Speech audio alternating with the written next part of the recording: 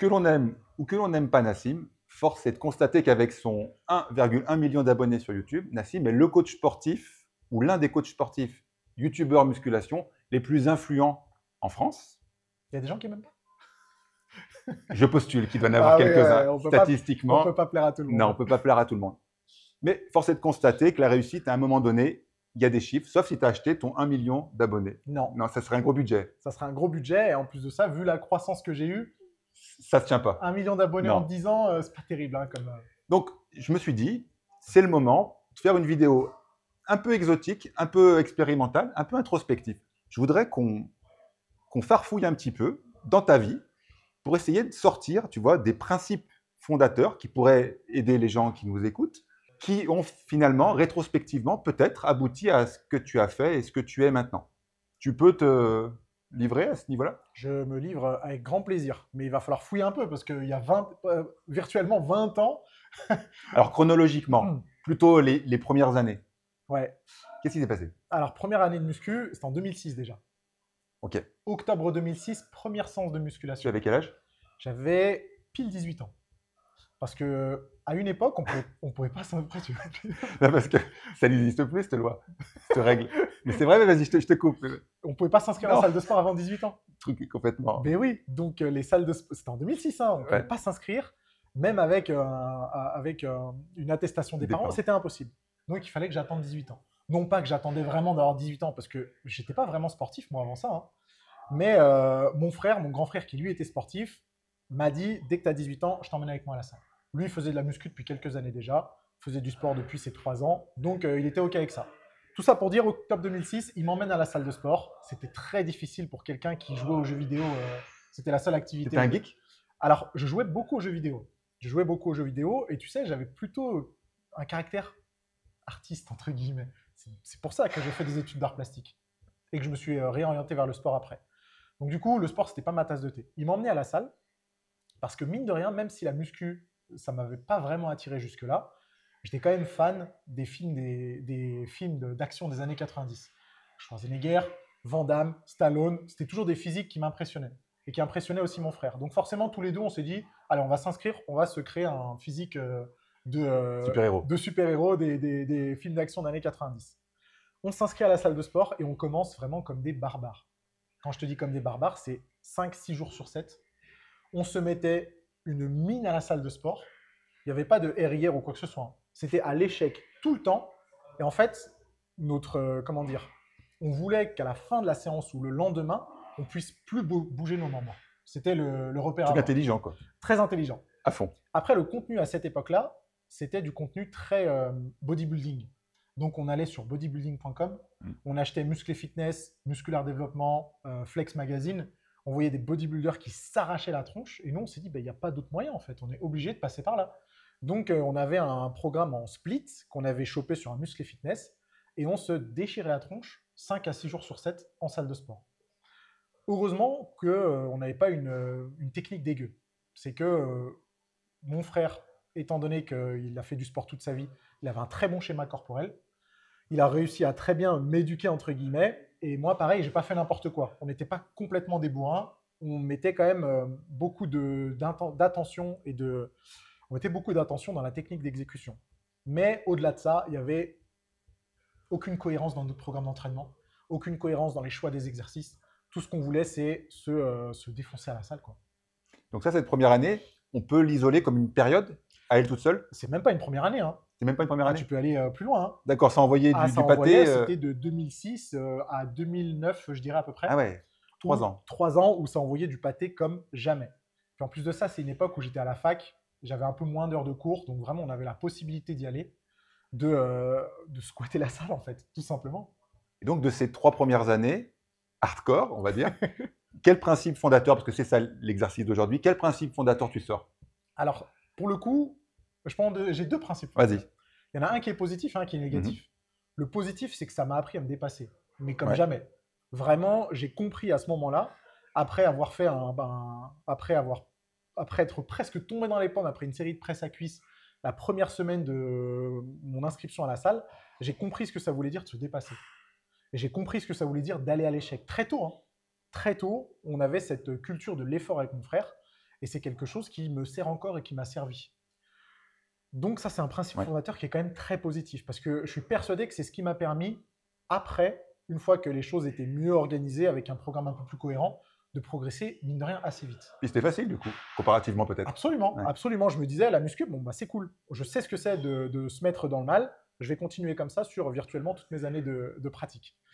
Et le principe fondateur négatif, par contre, c'est que je me suis entraîné trop tôt.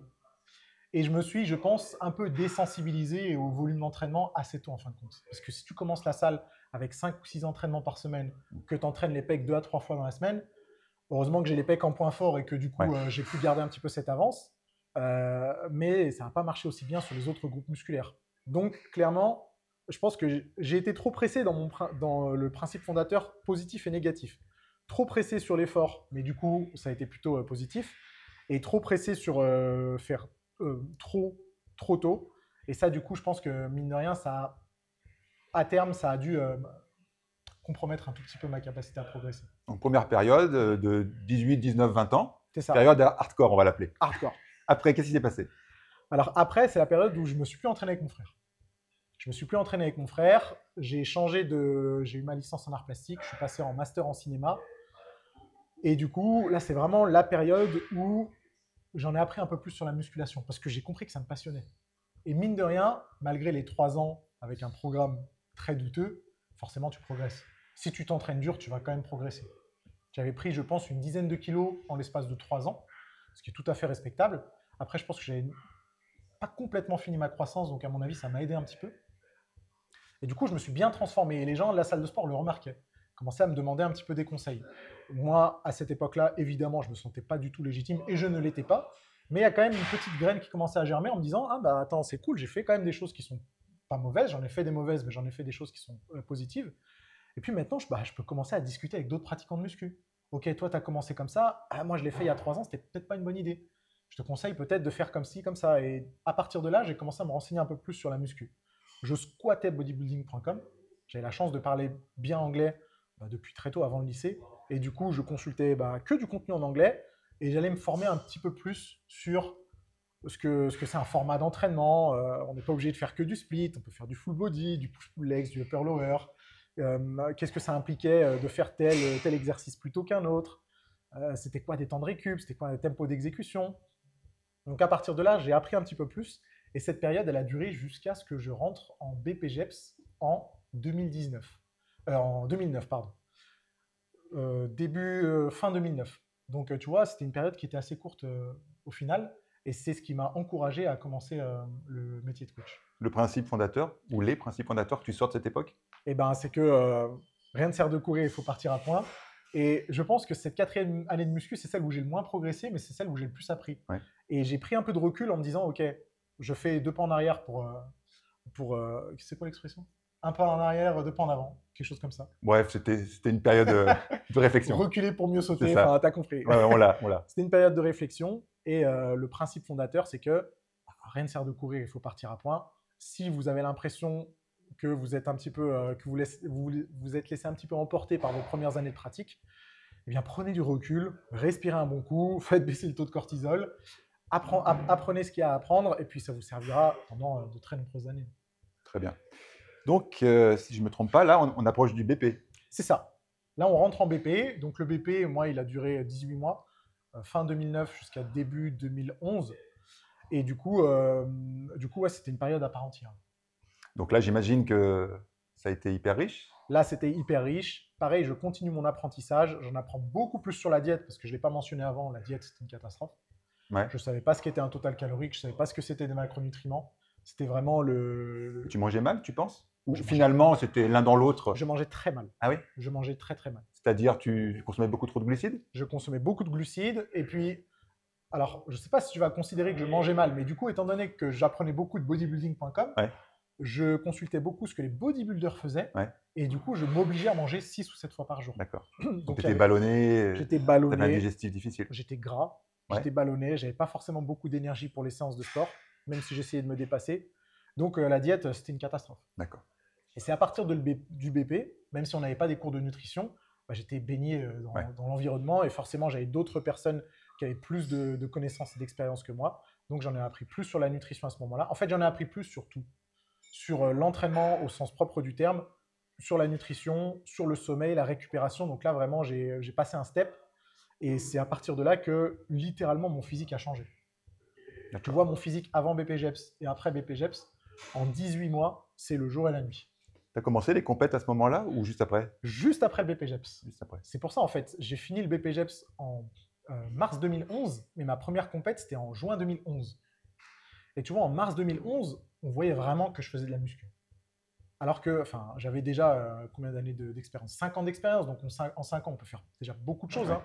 Mais à l'époque, pour moi, 5 ans, c'était pas tant que ça. Et j'en étais qu'au début de ma carrière, au début de ma vie de pratiquant de musculation. Ouais. Tout ça pour dire que, effectivement, en BPGEPS, mon physique, il a complètement changé. Probablement à cause de l'environnement ou grâce à l'environnement où j'étais. Parce que j'avais des gens qui s'y connaissaient mieux que moi, avec qui je pouvais m'entraîner, avec qui je pouvais partager des choses, des articles, des forums, etc. Donc là, ça a été une période à part entière qui m'a beaucoup, beaucoup appris. Et là, finalement, est-ce que ce serait pas le principe fondateur, ça serait pas la communauté? J'allais le dire. Ah bah tiens. C'est l'environnement. On l'avait pas préparé, hein. Ouais. Promis, ouais. C'est l'environnement. Parce que j'étais très souvent seul, en fait, avant ça. Au-delà des 3 années de muscu que j'ai fait avec mon frère, un tout petit peu moins, 2 ans et demi, 3 ans, je m'entraînais tout seul. Et toutes les ressources que j'avais, c'était sur Internet. Mais je n'avais pas trop l'occasion de parler avec des pratiquants de muscu qui étaient vraiment intéressés par ça. Il y avait certes les clients de la salle de sport où je m'entraînais. T'entraînais où? Je m'entraînais à VO2 Max. Ah, VO2? Mais oui. C'est ta salle avant d'être ta salle? Absolument, absolument. Je me suis entraîné que dans cette salle, en fait, toute ma vie. Et du coup, les clients de cette salle, c'était des clients, en fait. Des clients lambda, entre guillemets. Ouais. Ils ne s'y connaissaient pas forcément, ils venaient s'entraîner. Donc, ce n'est pas avec eux que je pouvais développer un peu plus mes connaissances. Mais dans mon petit groupe de BPGEPS, et avec certains des formateurs aussi, alors là, c'était une bouffée d'air frais. Je pouvais parler de muscu toute la journée et je pouvais parler de principes qui étaient vraiment intéressants, qu'on pouvait approfondir, on pouvait partager notre expérience. Donc, la communauté et l'environnement dans lequel je baignais, il m'a aussi fait réaliser que je pouvais prétendre à plus, que j'en avais encore sous le pied. Et malgré 5 ans de muscu, je pouvais encore progresser, encore pas mal, quoi. Donc après, on attaque les années compètes. Après, on attaque les années compètes, mais très, très sérieuses. Donc, 2011, 2015, 12 compétitions. Quelle fédé? IFBB. Il y en a 2 que j'ai fait chez Musclemania. Je ne sais pas si tu te rappelles. La fédé Musclemania, c'est une fédé qui avait beaucoup de succès à l'époque. Et mes 2 premières compètes, donc juin 2011 et octobre 2012, c'était chez Musclemania parce que Men's Physique n'existait pas. Mais toi, en IFBB. Tu étais en catégorie Men's Physique. Ouais, modèle Men's Physique.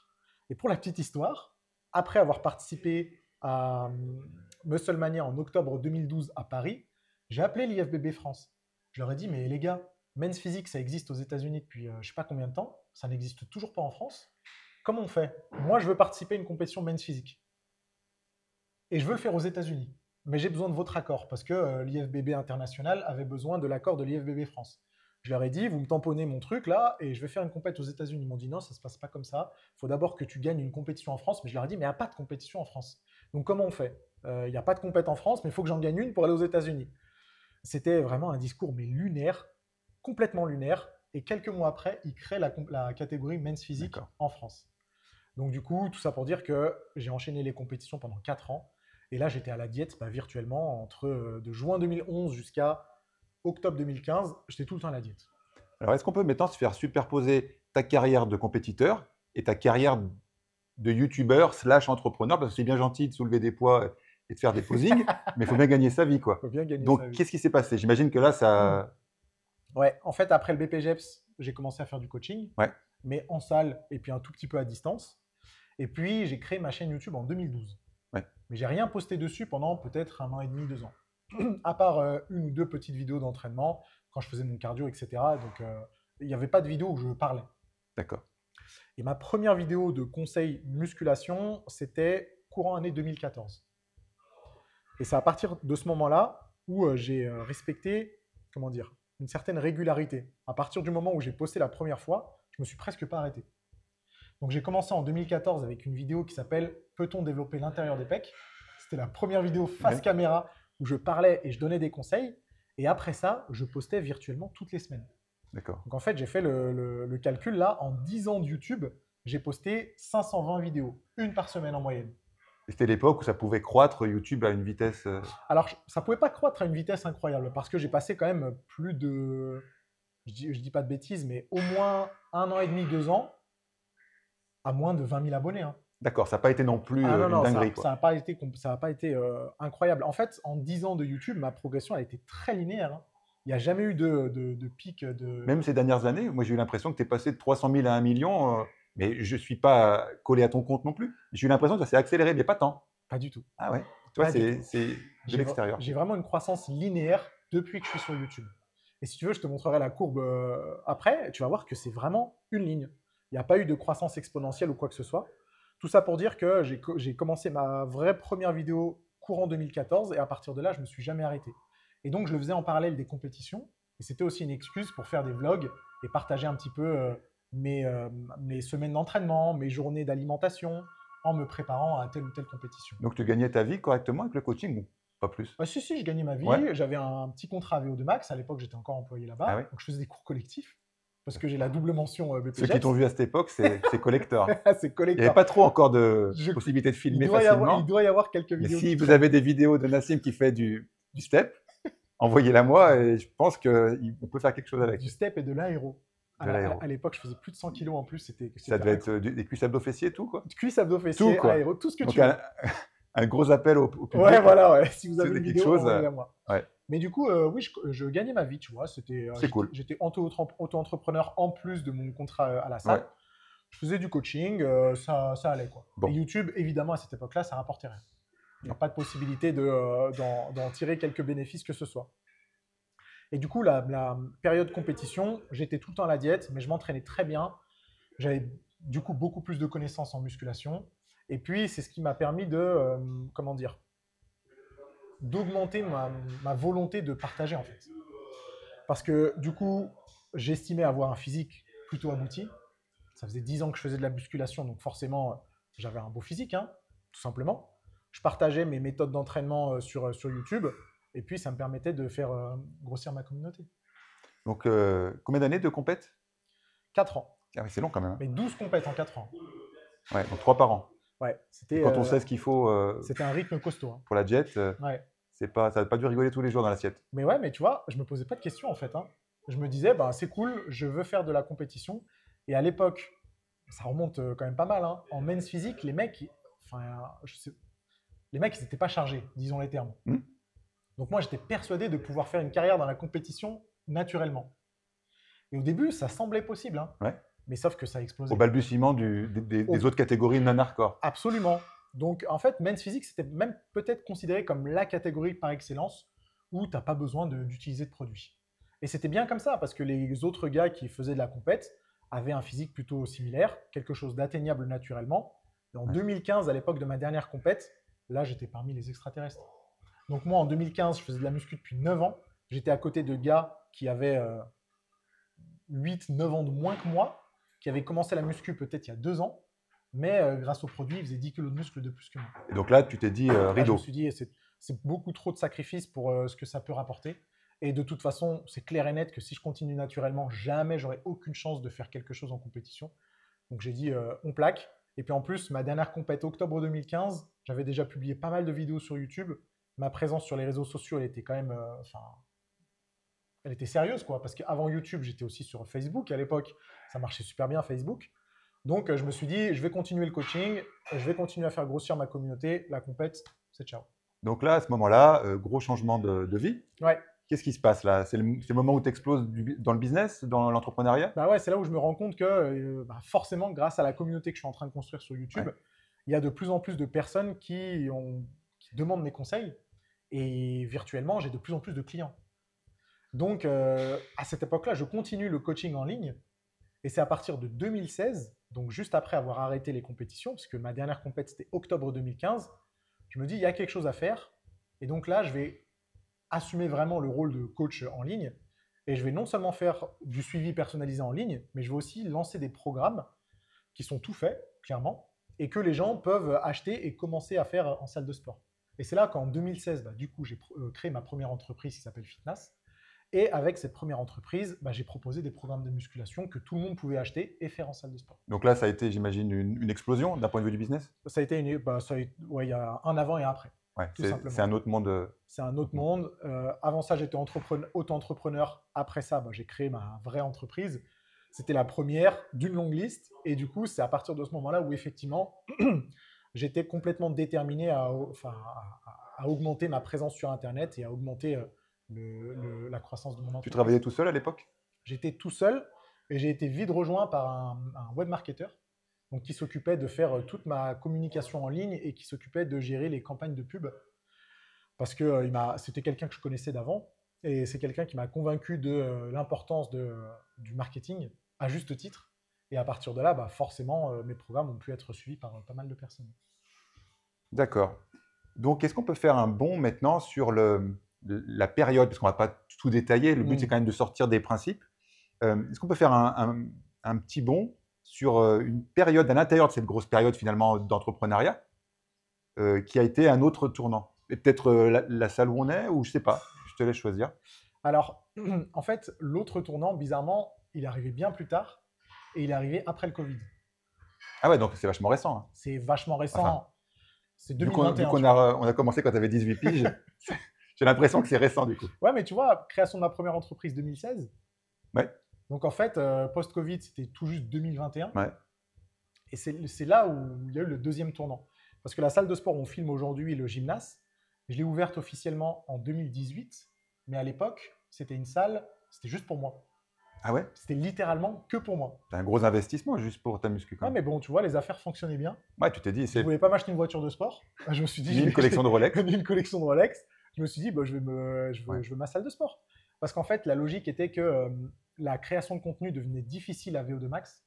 Forcément, il y avait du monde. Oui. Ça m'obligeait de filmer le week-end, etc. Donc, je me suis dit, je vais investir dans une salle de sport. Au moins, je pourrais tout filmer ici. Et en plus, ce sera une salle où je pourrai faire mes propres séances d'entraînement. Donc, ça facilitera aussi ma pratique.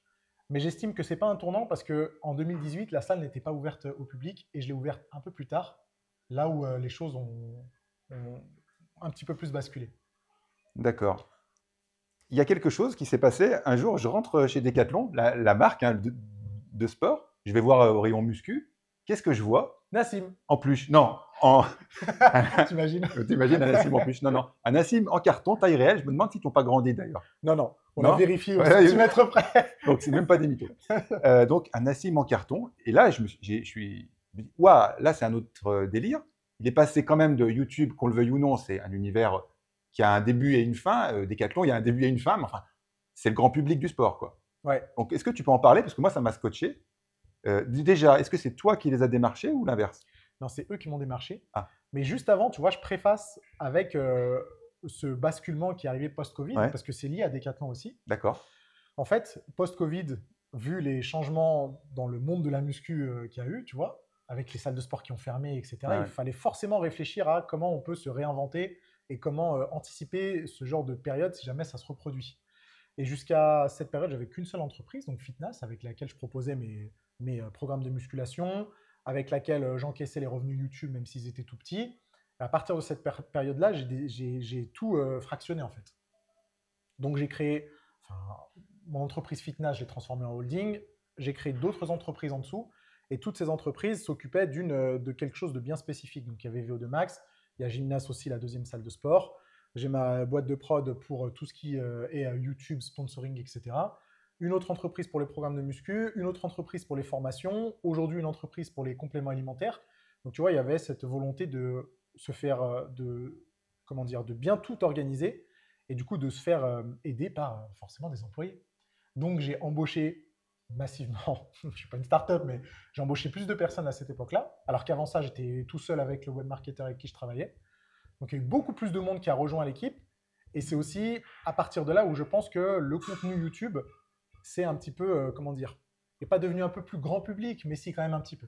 Moi, je t'ai connu à l'époque où tu faisais des vidéos sur l'EMG et sur les bras de levier. T'imagines?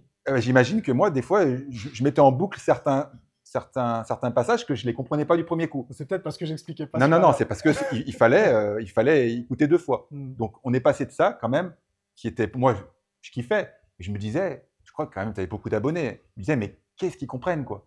Parce que moi, des fois, je m'envoie, Ouais. et force est de constater quand même que je ne suis pas le viewer lambda. Donc là, tu es passé quand même d'un truc hyper abouti en termes de réflexion à un petit peu plus grand public, ouais.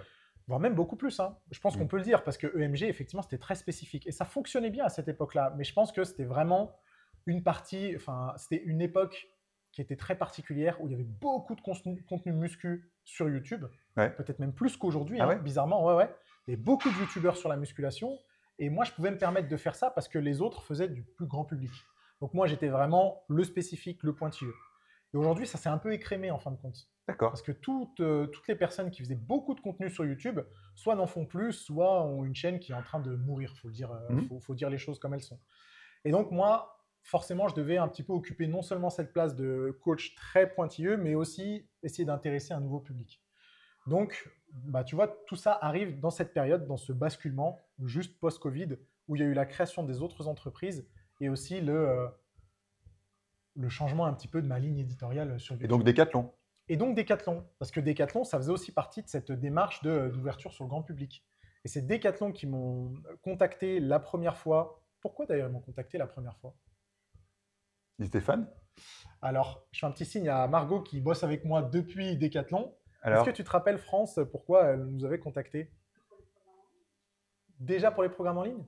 Ah non, ça y est, je me souviens.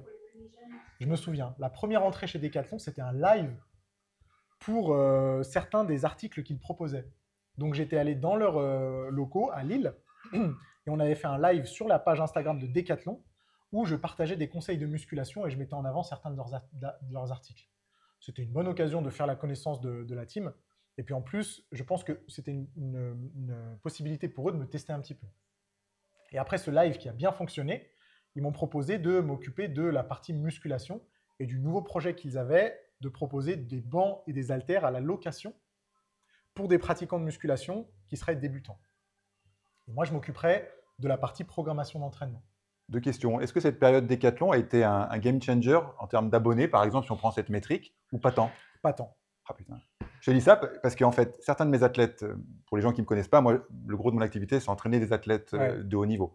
Et souvent, ils me disent, quand on signe des contrats avec des grosses marques, c'est l'inverse de ce qu'on imagine. C'est-à-dire que ce n'est pas les plus gros qui vont nous rapporter le plus de sous.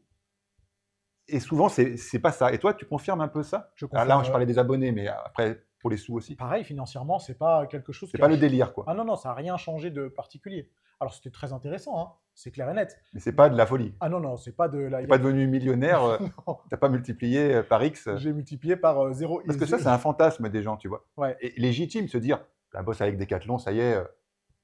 Bah, c'est pas le cas. Bah, c'est pas le cas, mais Et ça je me t'a- surprend pas. Et je t'avoue que la raison aussi qui fait que je voulais travailler avec Decathlon, c'est parce que j'apprécie réellement Decathlon. Ah ouais. C'est que non seulement bah, tout le monde est déjà allé à Decathlon, Ah bah ouais. et en plus de ça, pour avoir côtoyé l'équipe Decathlon bah, plusieurs fois, pour les avoir vus une bonne dizaine de fois, voire même une douzaine de fois, c'est des gars qui sont passionnés à fond.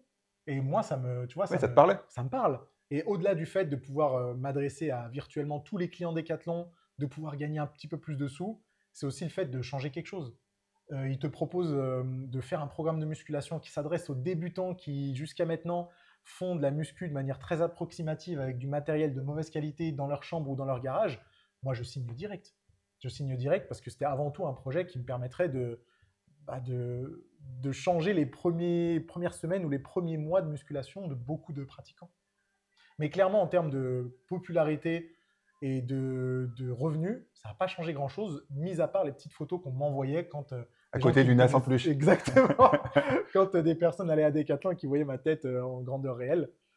Donc voilà, mais Decathlon, ils sont géniaux. J'ai deux questions à te poser. La première, une curiosité qui me taraude. Moi, tu vois, j'ai 40 000 abonnés seulement sur Instagram, mais quand même, on me reconnaît peut-être une fois par mois, tu vois, à la part Dieu. Moi, j'aime bien la part Dieu. Ouais. Bref, au cinéma, tu vois. Bon. Toi, à plus d'un million d'abonnés, c'est plus possible de se promener à la part Dieu, tiens, prenons mon exemple. Tout le monde me reconnaît. Mais non, mais si moi, on me voit une fois par mois, j'imagine que toi, c'est une galère. Bah, c'est tous les jours, ouais. Plusieurs fois par jour. Dans les endroits où il y a beaucoup de monde, c'est absolument tout le temps. Mais j'ai un profil particulier et les gens, ils viennent juste me saluer, tu vois. Bonjour Ouais. Nassim, j'adore tes vidéos, au revoir. C'est déjà super, mais enfin, quand même, tu peux pas te promener. Si, si, je peux me promener. Ah bah, c'est pas ça qui va m'empêcher de me promener, hein. D'accord. Ah ouais, c'est. Donc, ma question, c'est effectivement, c'est tout le temps, Ouais. mais c'est pas une souffrance. Ah non, aucunement. Bon, bah, tant mieux, parce que je ne me rends pas bien compte à ce niveau-là. Bah, je pense que j'ai un rapport très relax avec la chose. Et quand quelqu'un me croise, des fois je viens de me réveiller, des fois je suis au resto en train de manger une pizza, des fois c'est le livreur qui me Ouais. livre mes sushis qui me reconnaît. Il n'y a jamais de galère parce que de toute façon, je ne peux pas l'empêcher. C'est aussi grâce à eux que ma chaîne YouTube fonctionne autant. Donc non, je les salue très gentiment. D'accord, c'est pas une galère. Ils sont très agréables Enfin, et pas une on passe galère. à autre chose. On est content, mais quand c'est trop, quoi. Mais non, là, ça le fait. Non, même quand c'est plusieurs fois par jour, même quand c'est à peu près à tous les endroits que je vais, il n'y a aucun souci parce que franchement, c'est toujours agréable. Donc finalement, les haters qui écrivent des pavés dans les commentaires, t'en as jamais vu un en vrai? Ah, je suis pas prêt d'en rencontrer un. C'est jamais de la vie. T'as jamais vu un mec qui t'a déblatéré des conneries? Jamais. C'est dingue ça. Parce Jamais. que le ratio, quand même, il est ouf. Et je suis persuadé que ça arrivera jamais de toute façon, hein. Donc vraiment, 100% des interactions, elles sont agréables. Il y en a certaines qui sont un peu maladroites. Oui, c'est pas méchant. Mais c'est pas méchant. C'est vraiment, c'est toujours très, très bienveillant. Et je suis pas sûr qu'un jour un hater viendra me dire, mais Nassim, je te déteste, ce que tu fais c'est de la merde. Bah, c'est vrai que les yeux dans les yeux, c'est un autre délire, hein. Et même si ça se présente, avec plaisir, hein. Ouais. Alors Ça l'autre sera toujours question, marrant. tu vois là, les gens, ils pourraient te dire, bon, ok, il fait une vidéo biographique, d'accord, mais enfin là, il a édulcoré tout ce qui est de travers. Bah, justement, moi j'aimerais que tu nous dises, pas tout, mais que tu nous sélectionnes quand même peut-être une ou deux choses dans ton parcours, finalement, que tu regrettes. Parce que bah, la vie, c'est pas que du positif, il y a des trucs qu'on regrette. Tu peux en citer? Ah, bien sûr. Déjà, il y a la présence en ligne sur les réseaux sociaux qui est compliquée à gérer. Et clairement, c'est quelque chose sur lequel personne ne nous entraîne. Et lorsque j'ai commencé à faire du contenu régulièrement et que ma communauté a commencé à grossir, forcément, tu es victime, entre guillemets, d'attaques. Et ces attaques, j'y ai répondu au début. J'y répondais beaucoup. Ah oui? Je perdais beaucoup de temps à y répondre, à essayer de me justifier, à essayer de montrer que la personne en face de moi avait tort, alors que c'est impossible à faire sur Internet. Et j'ai passé beaucoup de temps, beaucoup d'énergie à répondre à ces attaques, en fait. Et ça, c'est clairement un regret, hein.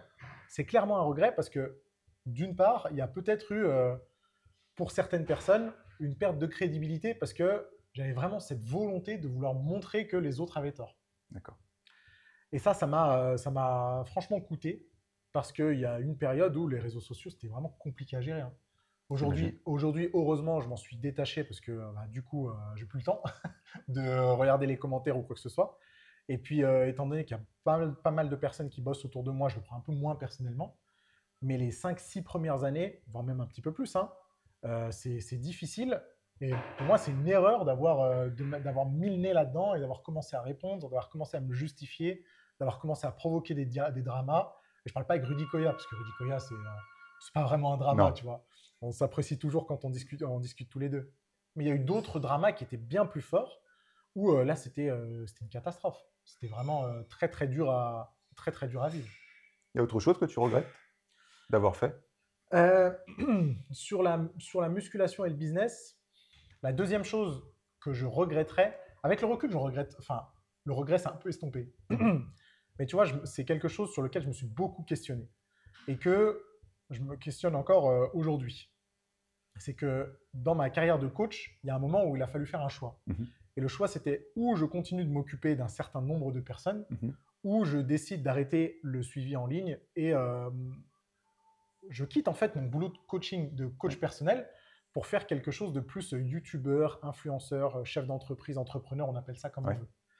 Et il y a des fois où je me demande encore si c'était une bonne idée de quitter un petit peu ce rôle-là, parce qu'aujourd'hui, réellement, je ne coache plus, hein. Je ne coache plus en salle, je ne coache plus à distance. Les conseils que je donne sur YouTube, bah, ils sont par définition très généraux, donc on ne peut pas vraiment appeler ça du coaching personnalisé. Et du coup, mon quotidien a vraiment changé. Et c'est plus du tout le même que lorsque j'ai commencé ce métier-là en 2011, 2012, 2013, 2014. Et si j'ai commencé à faire ce métier, c'est vraiment parce que ça me passionnait, que j'adorais ça. Et j'adore toujours ça. Mais sauf que je ne le fais plus aujourd'hui. Ça a laissé place à d'autres plaisirs, d'autres satisfactions. Mais il y a quand même une petite partie de moi qui me dit, est-ce que j'ai bien fait? Est-ce que ça n'aurait pas été moins casse-tête et peut-être plus plaisant, plus gratifiant sur le long terme de continuer juste avec le coaching et de ne pas multiplier toutes les activités comme je le fais aujourd'hui. Ça dépend. Si tu demandes à ton banquier, il va te dire que tu as fait le bon choix, Probablement. Ouais. probablement. Mais après, tu sais, par exemple, Greg, Major Mouvement, Ouais. il a la même problématique avec le métier de kiné. Mm. Là, tu fais pas kiné, tu fais kiné par vocation, normalement. Bien Tu sûr. Ouais. ne fais pas pour la thune, Non. bien qu'ils gagnent très bien leur vie, mais tu fais pas ça pour être riche. Donc, à un moment donné, tu passes de youtubeur santé kiné à kiné. Et il y a des matins, je parle pour lui, hein, je pense qu'il doit se poser la même question. Je suis presque sûr. Je pense aussi, ouais. Mais on choisit, quoi. On ne peut pas prendre toutes les directions à la fois, quoi. Absolument. Et c'est pour ça que quand je te dis c'est un regret, mais en fait pas tellement, parce qu'avec Desi, on peut refaire le monde. Et je ne sais même pas si, après 10 ans de coaching personnalisé, ça m'aurait toujours plu autant qu'au début. Mais c'est clair que les souvenirs j'en parle comme si c'était un autre millénaire, Ouais. mais les souvenirs que j'ai du coaching perso, c'est fantastique. C'est un métier génial. Ah bah, c'est riche et les relations humaines, c'est autre chose que YouTube. Ah ouais, C'est autre chose que YouTube. c'est clair et net. Mais Mais tu vois, aujourd'hui, dans cette salle de sport, il n'y a que du coaching personnalisé. Mais j'en fais plus. Mais je vois les coachs qui s'en occupent. Mm. Et je me dis, putain, c'est bien. avec la larme à l'œil, là, Mais tu ouais, les regardes. c'est un petit peu ça. Je me dis, putain, mais c'est cool. Ils s'amusent bien. Ils voient les gens se transformer. Et moi, j'ai plus ce contact avec les personnes. Donc, je le dis clairement, les clients qui rentrent ici, ils ne me considèrent pas comme le coach. Alors que je suis encore coach sur le papier, tu vois. Mais je suis le patron de la salle de sport. Je ne suis pas le coach. Parce que s'ils ont quelque chose à demander sur le sport ou quoi que ce soit, ils vont le demander au coach qui s'occupe d'eux jour après jour. Donc, tu vois, il y a quand même un petit regret de ce point de vue-là. Merci beaucoup, Nassim, d'avoir partagé tout ça. C'était une expérience un peu introspective, même peut-être beaucoup. Je suis persuadé que les gens qui ont écouté ont pris des principes. D'ailleurs, je me rends compte qu'on a oublié de sortir les principes sur la fin. Mais bon, Oui, c'est vrai. on s'en fout. Les gens vont les sortir tout seuls. Après tout, ils sont grands. Et, bah, Ils vont le mettre dans les commentaires. Allez-y, mettez-le. Ouais, mais on va pas, Ah tu vas ouais. pas tartiner la réponse, hein. Pourquoi pas? Bon, ben, tentez-le, je sais pas. Merci en tout cas d'avoir pris tout ce temps. Avec plaisir, Olivier. Et puis, à très vite. Ouais, à bientôt.